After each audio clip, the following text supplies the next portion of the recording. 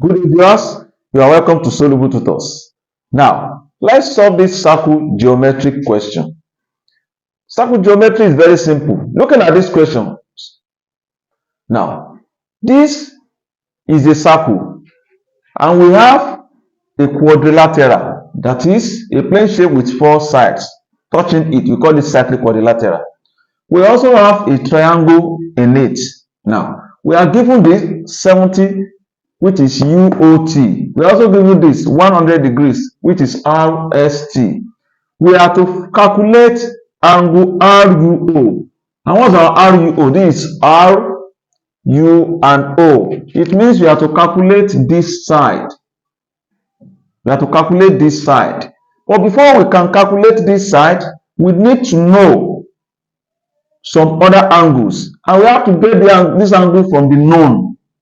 Now, they are giving us 70 here. This 70 can help us in many ways. This triangle is an isosceles triangle.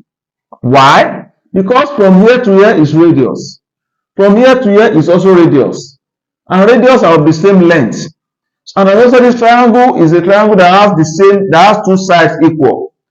Now, for an isosceles triangle to have two sides equal, it means the base angles will also be equal.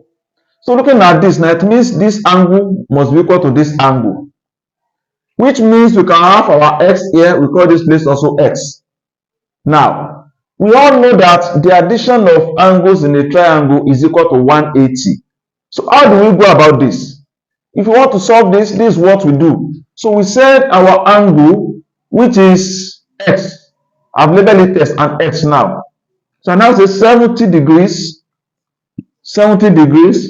plus x degrees plus another x degrees. That must give us 180 degrees. How do we get that? Sums of angles in a triangle. Okay, that's just the rule that guides that. Now we can solve for our x here. We have to say 70 degrees, x plus x, that will be 2x degrees, is equal to 180 degrees. Now, our 2x will stand alone. So this moves over to that side, or you said minus 70 from both sides is still the same. So we have 2x degrees is equal to, now, 180 degrees minus 70 degrees. So this gives us 2x degrees is equal to 180 minus 70. That's 110. That's 110.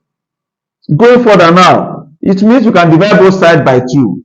So divide both sides by 2. So you have x degrees is equal to 110 degrees divided by 2. If it is 100 divided by 2, that will be 50. It means this will be 55 degrees. This is 55 degrees. So it means this side is 55. This side is also 55. So let me put it there and clear this x away. Let me call it 55 degrees. To get this side, what do we have to do? It's very simple. Now, cyclic quadrilateral, opposite angles. Sum of opposite angles of the cyclic quadrilateral always give us supplementary angle. And what is supplementary angle? Those angles that adds up to give you 180. If you want to know the 11 theorems of circle geometry, I've made a live video on it. Just what you have to do is just to subscribe to this channel. Check my live videos. The one I made last, just very recent. You will find it there. The 11th theorem, I explained it in details. The video is made up of 30 minutes. It's a 30-minute video. Concise and simplified.